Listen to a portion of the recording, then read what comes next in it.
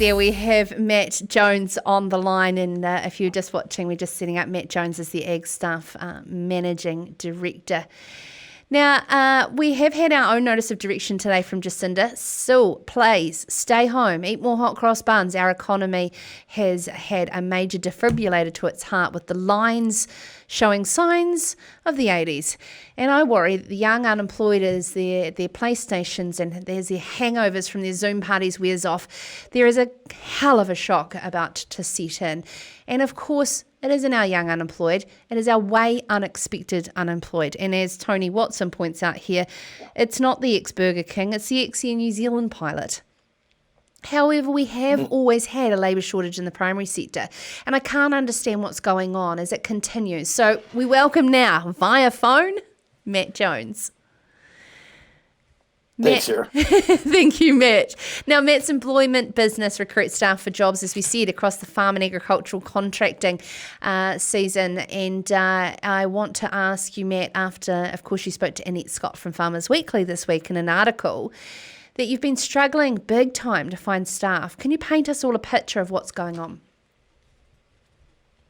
Well, we've been struggling for 20 years to find people in the primary sector, as you said, Sarah. It's not something new. We started in a business in Ashburton. Unemployment rate's been sort of under 1% there all this time. And it's getting worse, and it's going to get worse. We don't have the backpackers around New Zealand. A lot of them have gone home.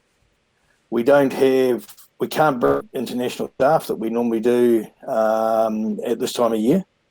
So we need Kiwis, and the opportunities are there if people want to come and grab them.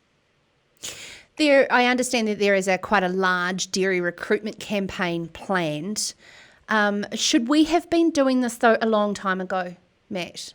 Were we not aggressive enough to explain that, and we just relied on what was easy, our international staff?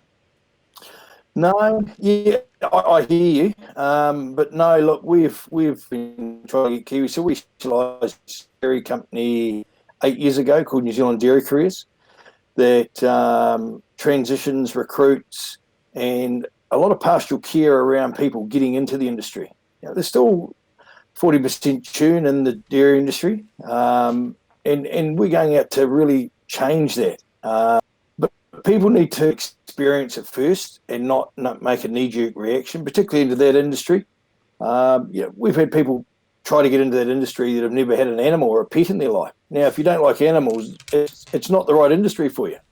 You pick your jobs and where you want to go. But it's the primary sector is, and the opportunities are vast. And one thing about it is they're not going to go away. For the last 10, 20 years, governments have been pouring money into tourism, overseas education with hospitality management. And the primary sector, it's here now and it'll always be here. These jobs won't go away. If you're satisfied. Now, absolutely right, and you're totally right in terms of it certainly is a different place in the dairy industry, particularly as it was maybe even a decade ago, and it certainly has changed. I know that certainly from some of my friends. Now, with regards to the next short term, what is in the next, say, 6 months, some of those crunch points that are coming on, that we've obviously got out of some of the seasons though. So what is the big thing that you're worrying about down the track? Goodbye. Well, the short-term immediate ones is really hands-on work in food and factory and harvest production. There's a lot of that goes on at this time of year. We need a lot of people there. But as we go forward, this quality control people, there's the vast, the range is huge. We see 6 months ago to try and help and facilitate and bring more Kiwis into the industry, and we've had a great uptake. But the opportunity is there for more Kiwis to get in and join the sector.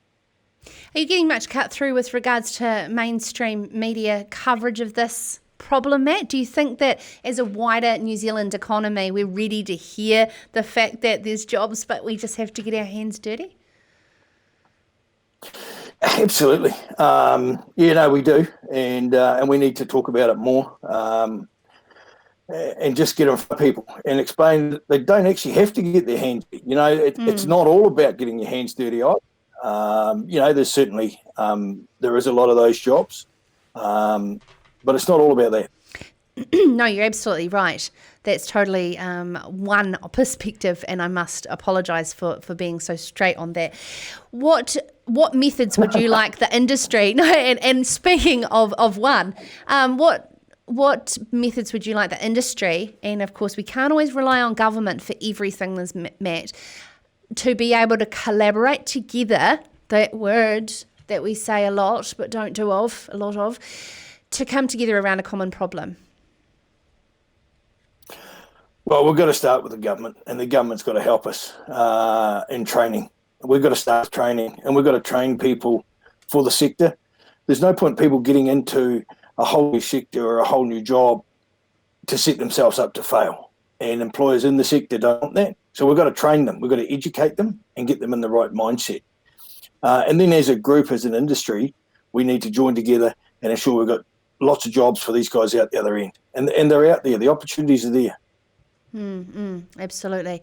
And time to start to reclassify some of those jobs. I remember doing interviews a couple of years ago that we classify things like tractor driving as low skilled. It's most certainly not. And as you just said before, there's a lot of opportunities that we don't understand are out there. Yeah, look, guys can be operating machinery worth hundreds of thousands of dollars that have got more computer technology in them than the average. Yeah, absolutely. Now, Matt, what would be wanting your parting words to employers that are really struggling for staff and are worried on some of the proactive things that they can do? What can employers do? They need to be seen as an employer of choice. Come up with the good reasons why somebody would want to come and work for you. Being from a shortage area and always being there, we've sort of learned that over the years. Why would somebody come and work for you? So you've got to get your ducks in a row and sell yourself to an employee in the best possible light that you can.